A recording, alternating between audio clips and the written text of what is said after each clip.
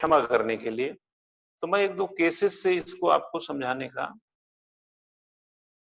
जो क्षमादान को लेकर के है, एक दो केस से भी इसको मैं थोड़ा जस्टिफाई करूंगा। केहर सिंह का एक मामला आपने सुना होगा, जिसने इंदिरा गांधी की हत्या की थी 1984। वो सब मसले हैं, कुछ और भी हैं।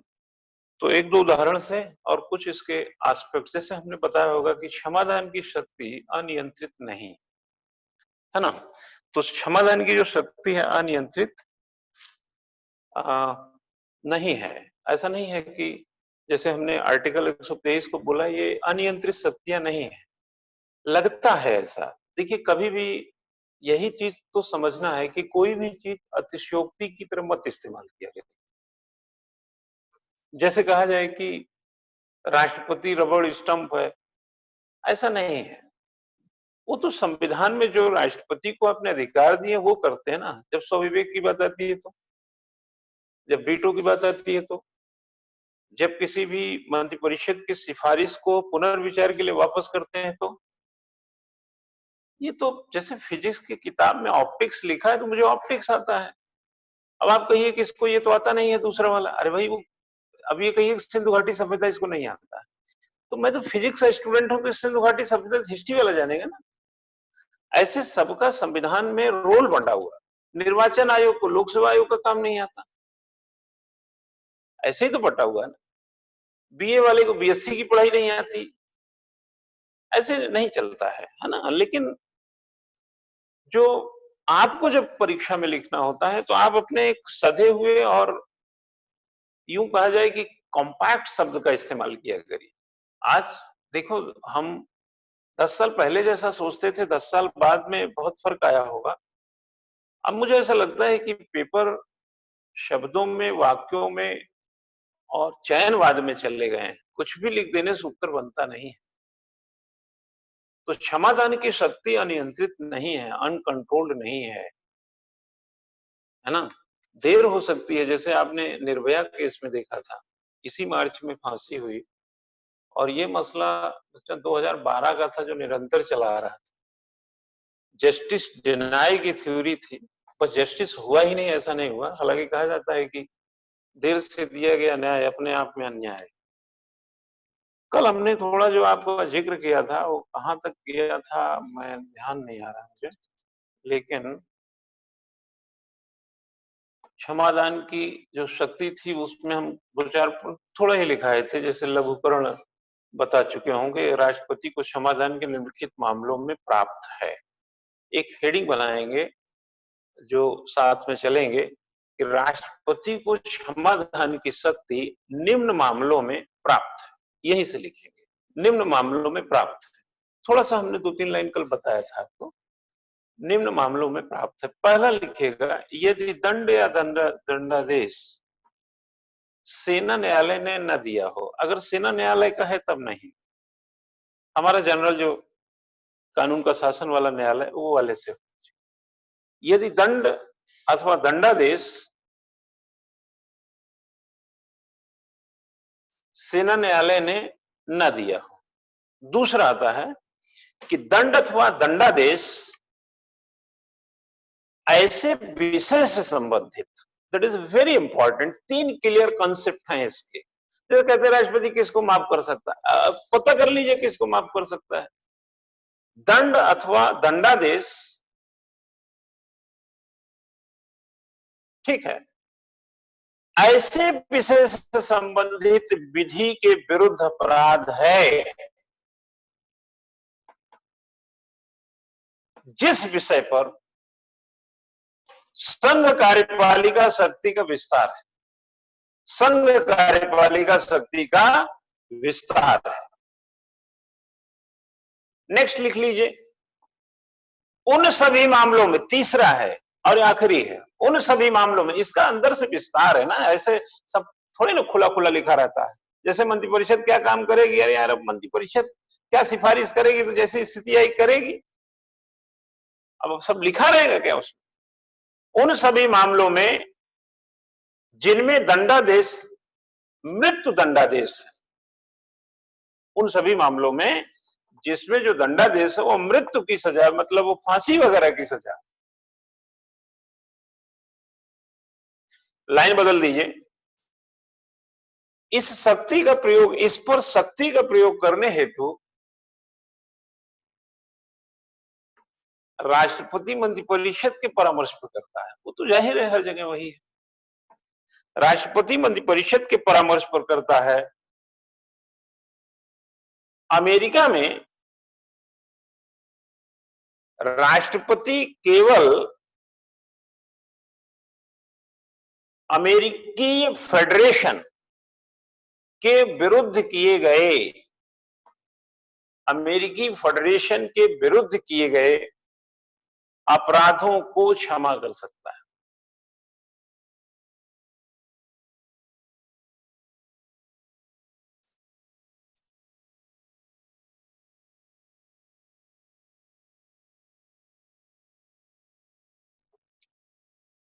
लिखें, क्षमादान एक अनुग्रह है। लाइन बदल दीजिए। क्षमादान एक अनुग्रह है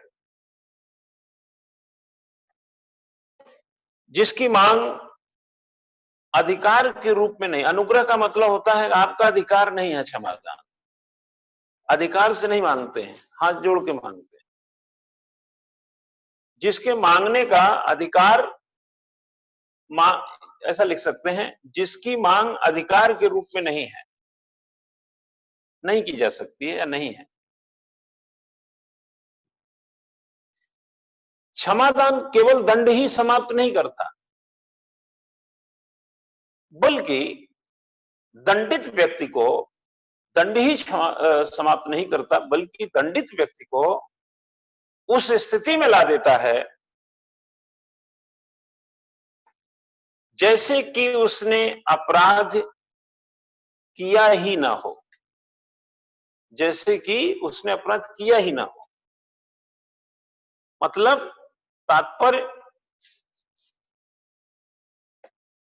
निर्दोष, निर्दोष हो जाता है। ठीक है, अब हम थोड़ा थोड़ा बच्चा कुछ बातें बताएंगे। जैसे कॉमिट होता है, COMMUTE। कॉमिट का मतलब होता है लघुकरण। कुछ शब्दावली है, जैसे हमने बोला था, प्रतिलंबन है, क्षमा है, विराम है, लघुकरण है, निलंबन है, परिहार है, ऐसे शब्द है ना। तो थोड़ा थोड़ा सा हम खोल देते हैं। लिखिए, लघुकरण का अर्थ है एक के बदले में दूसरा। लघुकरण का अर्थ होता है एक के बदले में दूसरा। अब देखो, प्री परीक्षा में आपसे पूछे एक के बदले में दूसरा का संबंध है परिहार, लघुकरण या प्रतिलंबन या क्षमा, तो इसका संबंध है लघुकरण से। ऐसे लिख देगा छोटा सा बस, ठीक है ना। लिखिए, एक के बदले में दूसरा, इसका तात्पर्य बड़े दंड को कम करना। इसका अर्थ होता है बड़े दंड को कम करना। बड़े दंड को कम करना भी इसका अर्थ ले लीजिएगा। उदाहरण दे रहा हूं, उदाहरण लिखिए, कठोर कारावास को साधारण कारावास में बदलना, ये उदाहरण। कठोर कारावास को साधारण में बदलना। अब लिखिएगा परिहार, रिमिशन बोलते हैं इसको, REMMISION।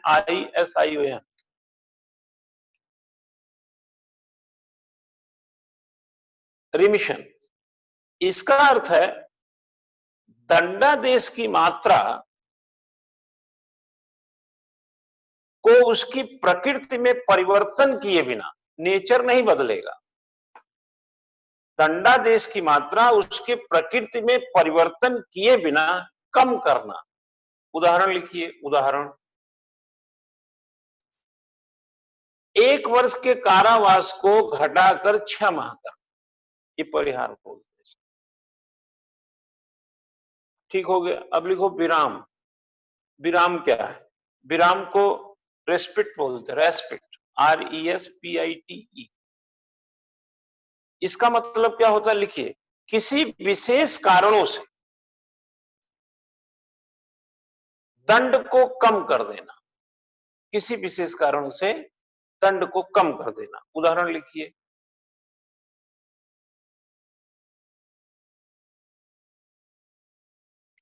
गर्भवती स्त्री के मृत्यु दंडादेश को साधारण कारावास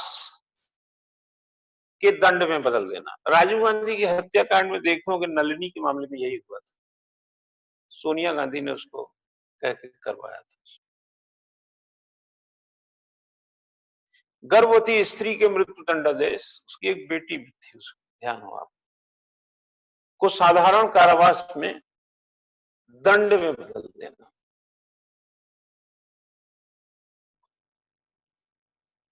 ठीक है, आगे लिखें प्रतिलंबन, रिप्रीवीव बोलते हैं इसको, REPRIEVE। इसका अर्थ होता है मृत्युदंड का अस्थायी निलंबन करना, मृत्युदंड को अस्थायी निलंबन करना, जबकि सिद्ध दोष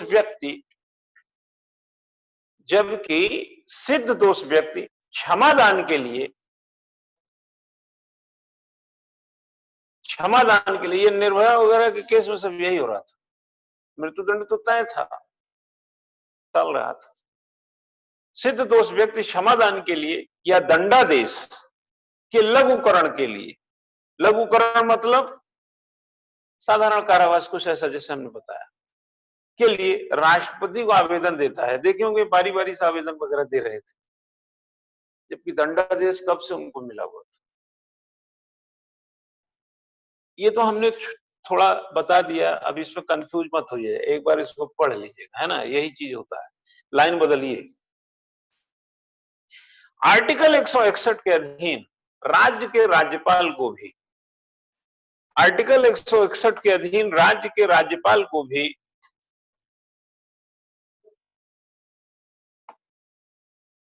किसी दोष सिद्ध व्यक्ति के अपराध को क्षमा कामा प्रतिलंबन, अब हिंदी अंग्रेजी में आप समझ लेना बेटा, जो लोग अंग्रेजी में है। आशीष को लेकर मुझे थोड़ी चिंता होती है, आशीष मोहन, तो उसमें आशीष अपना हिंदी भी लिखे होंगे, तो प्रतिलंबन जो है अभी जो बताया मैंने उसको ध्यान में रख लीजिएगा, वही प्रतिलंब जो बताया वही प्रतिलंबन। प्रतिलंबन विराम या परिहार करने की शक्ति प्राप्त है, ठीक है, रिमिशन वही, परिहार की शक्ति प्राप्त है, ठीक है। लेकिन दोनों में अंतर तो होगा ना बेटा, तो लिखो राष्ट्रपति, और एक हेडिंग बनाओ, राष्ट्रपति और राज्यपाल की क्षमादान की शक्ति में अंतर, नंबर 1। 72 में राष्ट्रपति हो गया, राज्यपाल 161 में हो गया, ठीक है। और इसमें अब आएंगे तो लिख लीजिए कि राष्ट्रपति और राज्यपाल कैसा अंतर है। नंबर 1 लिखिए, राष्ट्रपति को सभी प्रकार के मृत्यु दंडादेश के मामले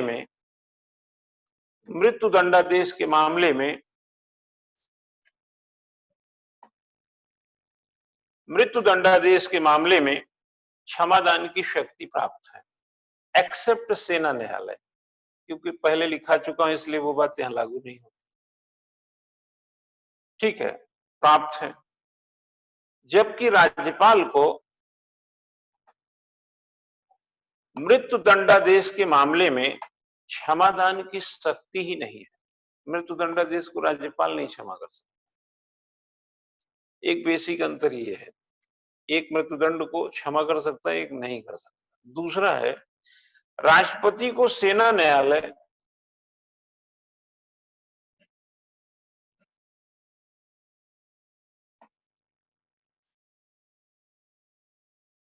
एक काम करिए, एक त्रुटि हो गई, उसको करेक्शन करा देते हैं। यदि दंड अथवा दंडादेश सेना न्यायालय ने दिया हो, नहीं दिया हो, नहीं, उसको काटिए, वो किसी और मामले का दिमाग मेरे में था। वो जब जैसे कोर्ट मार्शल जब बच्चा करते हैं, सेना में देखें वो कोर्ट मार्शल किया जाता है, तो कोर्ट मार्शल के मामले में वो क्षमा कर सकता है राष्ट्रपति, इसलिए यहां पर हम रिसीव करेंगे उसको क्षमा करने का, क्योंकि जनरली सेना में देखे होंगे कोर्ट मार्शल होता है। तो आप मेरा पहला वाला जो जाइए, यदि दंड अथवा दंडादेश सेना न्यायालय ने दिया हो, अगर वैसा दंड दिया है कहीं ऐसा वैसा तो उसकी जरूरत ही नहीं पड़ रही, कोर्ट मार्शल किया है तब करता है। तो ये जोड़ ही लीजिए उसको, यदि दंड अथवा दंडादेश सेना न्यायालय ने दिया हो, ये भी लिख लीजिए, क्योंकि कोर्ट मार्शल वाले केस में राष्ट्रपति के पास लोग जाते हैं और में नहीं जाते हैं, तो और केसेस तो वही अपना देख लेते होंगे।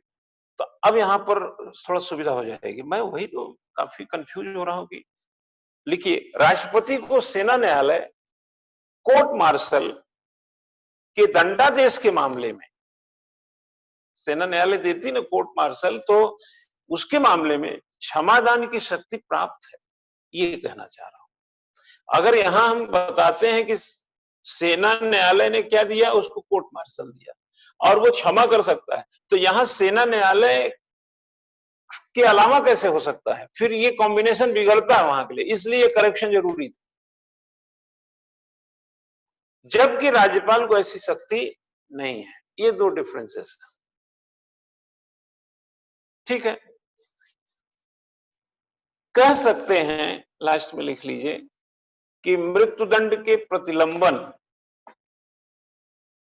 माफ नहीं करेगा, प्रतिलंबन, परिहार या लघुकरण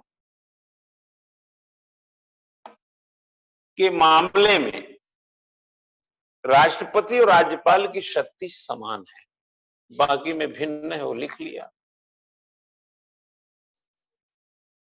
ठीक हो गया होगा।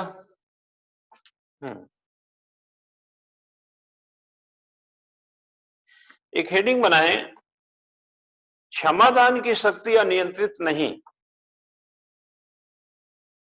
क्षमादान की शक्ति अनियंत्रित नहीं। लिखें, संविधान के अनुच्छेद 72 और 161 में, अब दोनों का कॉम्बिनेशन आप समझ गए हैं, कॉन्स्टिट्यूशन में आर्टिकल 72 और 161 के अधीन कार्यपालिका द्वारा क्षमादान की शक्ति इस्तेमाल या प्रयोग किए जाने के लिए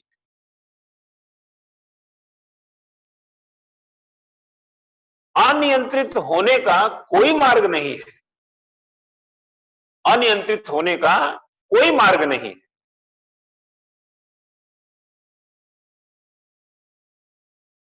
ठीक है,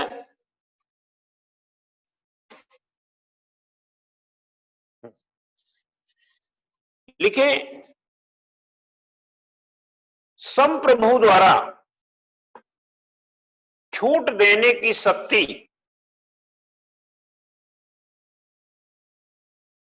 अनन्य अधिकार क्षेत्र में है, अनन्य अधिकार क्षेत्र में है, परंतु इसका तात्पर्य दुरुपयोग नहीं है।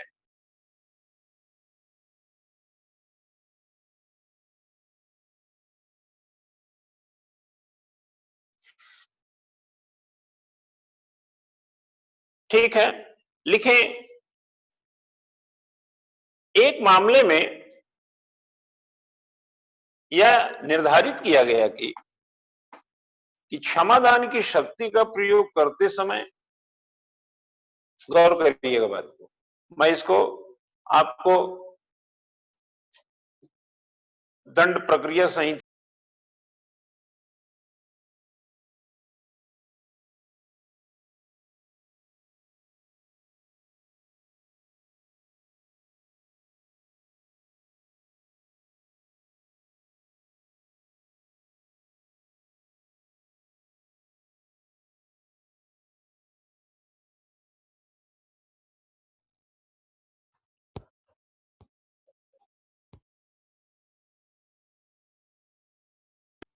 निहित उद्देश्यों को ध्यान में रखकर करना चाहिए।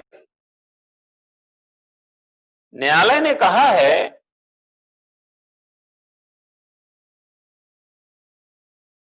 कि राष्ट्रपति ऐसा मंत्रिमंडल के परामर्श से करता है। ध्यान रखना है यहां पे बच्चा, मंत्रिपरिषद शब्द नहीं है। आर्टिकल 352 में मंत्रिमंडल शब्द का उल्लेख मिलता है। हालांकि जबकि संविधान में साफ 74 में लिखा मंत्रिपरिषद की सिफारिश पर राष्ट्रपति काम करेंगे। मंत्रिमंडल उसी मंत्रिपरिषद की एक छोटी इकाई है, ऊपर की इकाई है।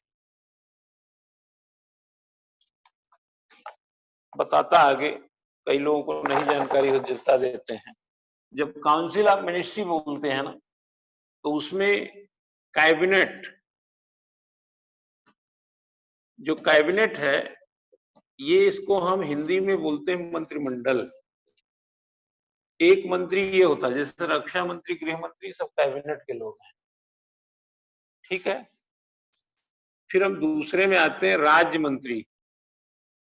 देखे होंगे राज्य मंत्री के 2 सेक्शन होते हैं, है ना।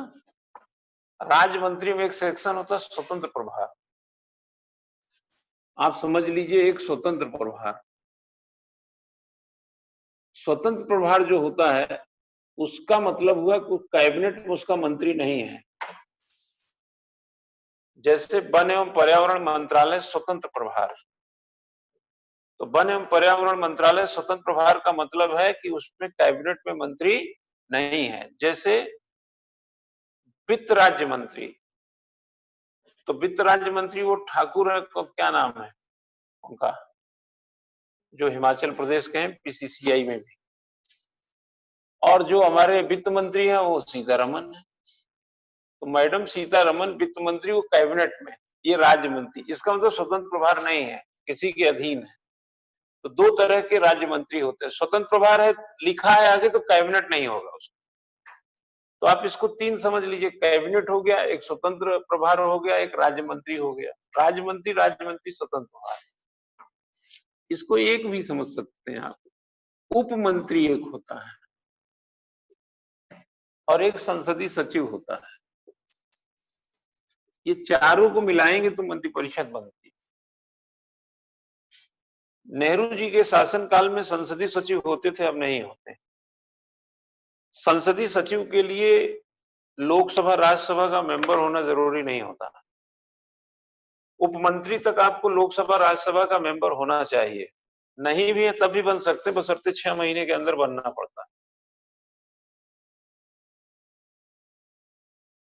और उप संसदीय सचिव के लिए ऐसा जरूरी नहीं है। और यह प्रथा इसलिए शुरू की गई थी कि जो लोग चुनाव जितवाने में जनता से मिलते हैं, भाई प्रतिनिधि तो एक ही होता है, कितने लोग मेहनत करते हैं, उसमें जो शीर्षस्थ जो है समर्पित होता है, उसको मौका दिया जाता है इन पदों पे, ताकि वो काम सीख सके, बैठ सके, देख सके। समझ रहे हैं ना। तो उससे क्या होगा कि आगे चल के जब वो नेतृत्व में जाएगा, मिनिस्टर बनेगा, तो उसको आइडिया होगा। आजकल लोग तो पैराशूट से उतर करके सब बन जाते हैं, इसकी जरूरत ही नहीं। उपमंत्री भी देखे होंगे जनरली ज्यादा नहीं मिलते हैं, सब यहीं तक सिमट के रह जाते हैं, राज्य मंत्री। और इस किसी उपमंत्री का नाम बताइए कैबिनेट में, मुझे तो ध्यान नहीं आ रहा है कि जिसको उपमंत्री का शपथ लिया हो, उपमंत्री हो। राज्य मंत्री होगा, स्वतंत्र प्रभार है, ये है कैबिनेट, इसी में रह जाते हैं। तो ये सारा मिल के मंत्रिपरिषद बनता है। ये चारों जो मिल के मंत्रिपरिषद बनता है। अगर ये सबको हटा दें 3 को, तो जो ऊपर वाला है, जैसे गृह मंत्री हैं, वित्त मंत्री हैं, रक्षा मंत्री, कैबिनेट, तो वो लिख रहा है कि कैबिनेट के परामर्श, यानी यही 3-4 लोग कर देंगे, हो जाएगा काम। आगे लिखिएगा, लिखिए, कुलजीत सिंह बनाम उपराज्यपाल दिल्ली के मामले में उच्चतम न्यायालय ने आर्टिकल 72 और 161 में कार्यपालिका को क्षमादान की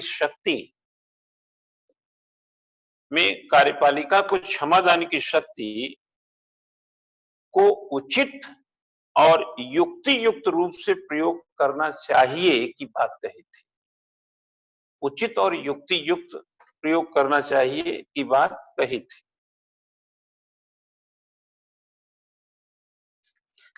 केहर सिंह बनाम भारत संघ के मामले में, केहर सिंह वही है जो सुरक्षा गार्ड था, गोली चलाया था इंदिरा गांधी के मामले में उच्चतम न्यायालय ने आर्टिकल 72 के अधीन, अनुच्छेद 72 के अधीन राष्ट्रपति की क्षमादान की शक्ति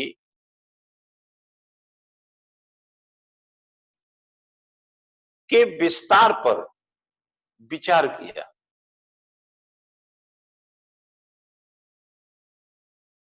जब पूर्व प्रधानमंत्री इंदिरा गांधी की हत्या करने वाले केहर सिंह, इसलिए मैं चर्चा में डाल दिया इंदिरा गांधी कि ये प्रधानमंत्री का मामला है और बता देंगे तो कोई बुराई नहीं, बाकी छोटे मोटे मामले जिक्र क्या कर। अब रंगा बिल्ला का मामला था जो मैं कुलजीत सिंह बनाम उपराज्यपाल वाला, रंगा बिल्ला, अब ये सब नाम तो कहां लिखेंगे आप। लिखे पूर्व प्रधानमंत्री इंदिरा गांधी के हत्या के मामले में केहर सिंह के मृत्युदंड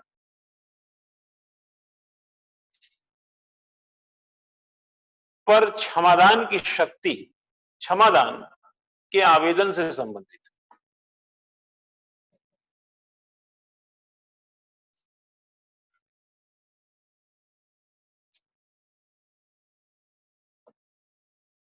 राष्ट्रपति ने उसकी प्रार्थना को अस्वीकार किया था।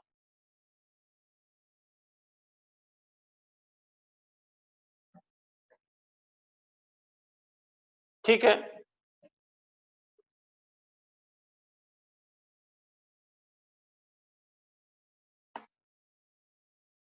इसमें लिखिएगा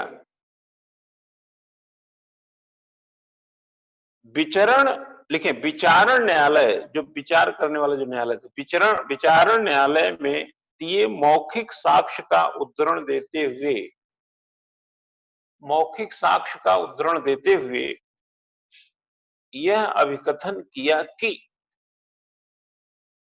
न्यायालय का निर्णय गलत था।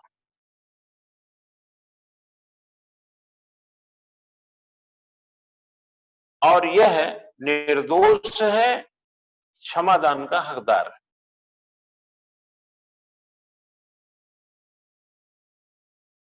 यह भी प्रार्थना थी कि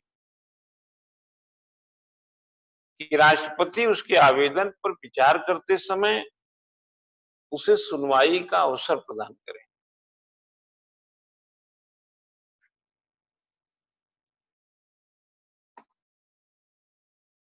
ठीक, राष्ट्रपति ने साफ कहा कि उच्चतम न्यायालय के गुणावगुण, मेरिट बोलते हैं, मेरिट पर विचार नहीं कर सकते।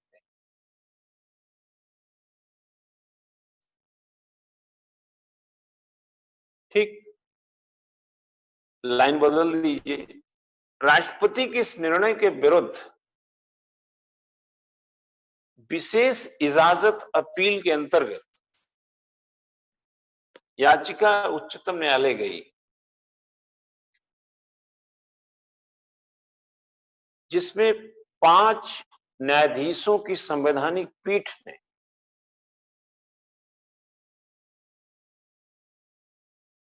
यह स्पष्ट किया। क्या स्पष्ट किया, जरा लिख लीजिए कि आर्टिकल 72 के अंतर्गत राष्ट्रपति की शक्ति एक स्वतंत्र शक्ति है, अनियंत्रित नहीं है, स्वतंत्र है, और मामले के गुणावगुण, मेरिट पर विचार कर सकता है।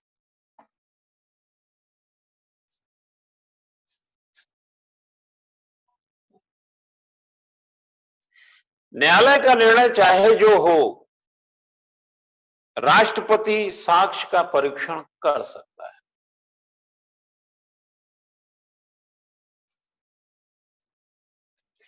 और क्षमा दे सकता है या नहीं दे सकता है।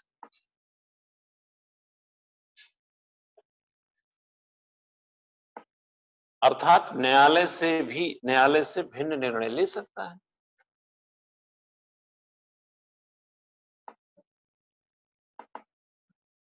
लिखें, क्षमादान की शक्ति एक संवैधानिक शक्ति है, लिख लीजिए।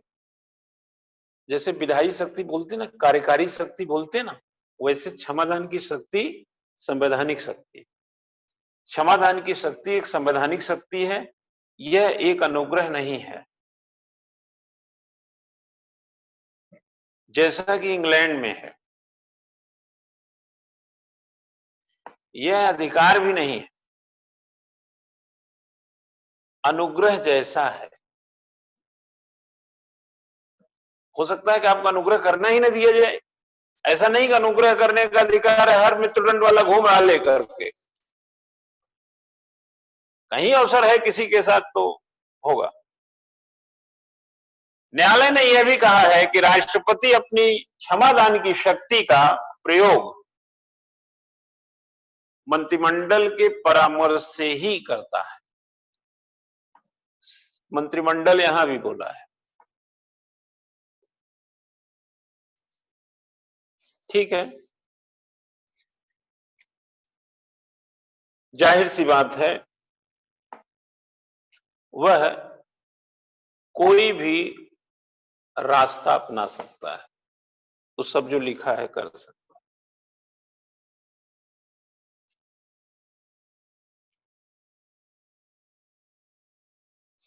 एक छोटी सी हेडिंग बनाओ बेटा। राष्ट्रपति और राज्यपाल की क्षमादान की शक्ति क्या न्यायिक पुनर्विलोकन के अधीन है? राष्ट्रपति का 72, राज्यपाल का 161। क्या न्यायिक पुनर्विलोकन आर्टिकल 13 के तहत क्या जुडिशियल रिव्यू हो सकता है? जरा लिखिए, लिखें। ई पुरी बनाम आंध्र प्रदेश के मामले में, ई पुरी बनाम आंध्र प्रदेश के मामले में उच्चतम न्यायालय ने यह निर्धारित किया, अभी निर्धारित वर्ड जनरली आता है, अभी निर्धारित किया कि राष्ट्रपति और राज्यपाल क्षमादान की शक्ति का पुनर्विलोकन किया जा सकता है। कि राष्ट्रपति और राज्यपाल की जो बड़े इंपॉर्टेंट नॉलेज है यार, ये सब लिखते नहीं है ना, प्री में भी बड़ा मदद करेगा। पुनर्विलोकन, जुडिशियल रिव्यू किया जा सकता है। क्षमादान की शक्ति का प्रयोग, जुडिशियल जो क्षमा किया गया, इस शक्ति का प्रयोग राजनीतिक, धर्म और जाति के कारणों से नहीं किया जा सकता। राजनीति से प्रेरित होकर, धर्म से, जाति से, कि फला धर्म का इसलिए माफ कर दें या फला जाति का इसलिए माफ कर दें, कारणों से नहीं किया जा सकता। यह किसने कहा? उच्चतम न्यायालय ने ही निर्धारित किया। आगे लिखिए, लिखें। अगर ऐसा होगा ना तो मनमानी हो जाएगा। लिखें, न्यायालय उसकी विधि मान्यता या न्यायिक परीक्षण कर सकती है। विधि मान्यता या न्यायिक परीक्षण कर सकती, ठीक है। एक हेडिंग बनाएं, क्षमादान की शक्ति की प्रकृति, नेचर क्या है? क्षमादान की शक्ति की प्रकृति, नेचर।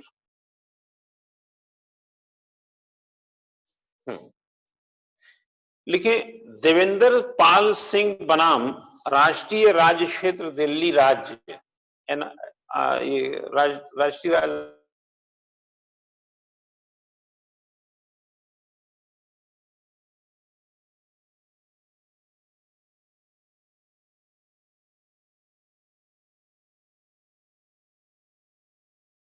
दोष खालिस्तान का, उस समय देखे होंगे स्थिति बनी थी कुछ, है ना, खालिस्तान का नहीं चल रहा था पंजाब में, तो उन पर यह आरोप था कि इस आदमी ने, मैं बता देता हूं कि इस आदमी ने बम विस्फोट से कई व्यक्तियों को मारा है और कई लोगों को चोट पहुंचाया है। यद्यपि इसका उद्देश्य एक व्यक्ति को मारना था। आपने देखा होगा जो टेररिस्ट, अगेन टेररिस्ट, वो बिट्टा नहीं है, MS बिट्टा, उनको मारना था, जिन्हें सिर्फ केवल चोटें आई थी। लिखें, मृत्युदंड आदेशित किए जाने पर याची ने, जो याचिका देता है, याची ने याचिका दायर किया जिसे नामंजूर किया गया। इससे हम कुछ बताना चाह रहे हैं, पहले लिख लीजिए। इस याचिका को 2005 में ही निपटाया जा सकता था,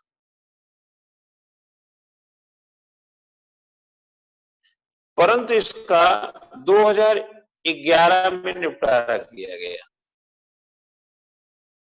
उच्चतम न्यायालय ने अभी निर्धारित किया कि दया याचिका निपटाने में मात्र विलंब न्यायिक पुनर्विलोकन, मात्र विलंब न्यायिक पुनर्विलोकन के इस्तेमाल किए जाने का आधार नहीं हो सकता।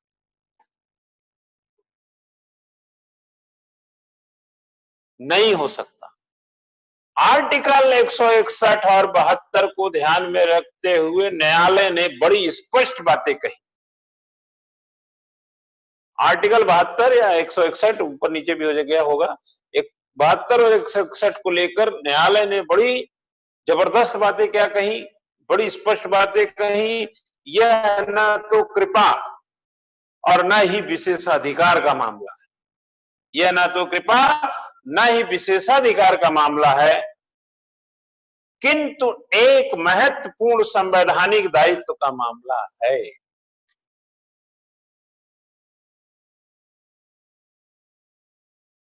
जिसे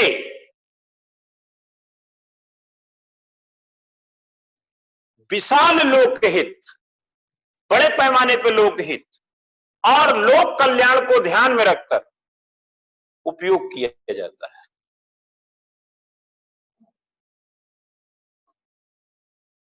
ठीक है, इसका नेचर क्या हुआ, आइडिया क्या लगा? कोई मामला ऐसा है जिसमें विशाल हित छुपा हुआ है, विशाल जन समुदाय छुपा हुआ है, उसको लेकर के ये चीजें हो सकती, ये इसका नेचर। लिखिएगा, इसमें और बातें हैं लेकिन जरूरत नहीं है, आपको थोड़ा सा नेचर के बारे में बताना चाह रहे। इसकी प्रकृति ये होती है बच्चा की, देखिए मामला तो इससे बड़ा गंभीर था ये, लेकिन उच्चतम न्यायालय ने यहाँ कार्यपालिका की शक्ति के बारे में बताया कि आप जब इस तरह से कोई स्टेप लें तो आप ध्यान रखें कि इसमें विशाल जनसमूह या लोक कल्याण निहित है कि नहीं। निर्धारित अवधि के दंडादेश में क्षमादान की शक्ति, एक हेडिंग बनाइएगा, निर्धारित अवधि के दंडादेश में क्षमादान की शक्ति। लिखिए, न्यायालय द्वारा निर्धारित अवधि, फिक्स्ड टर्म के लिए दंड का आदेश के लिए दंड का आदेश राष्ट्रपति या राज्य के राज्यपाल, दंड का आदेश राष्ट्रपति या राज्य के राज्यपाल, जैसा भी मामला हो उनके द्वारा पारित आदेश के अधीन होगा। जैसा भी मामला उसके अधीन हो। इसका कहने का मतलब है कि न्यायालय द्वारा निर्धारित अवधि के लिए दंड का आदेश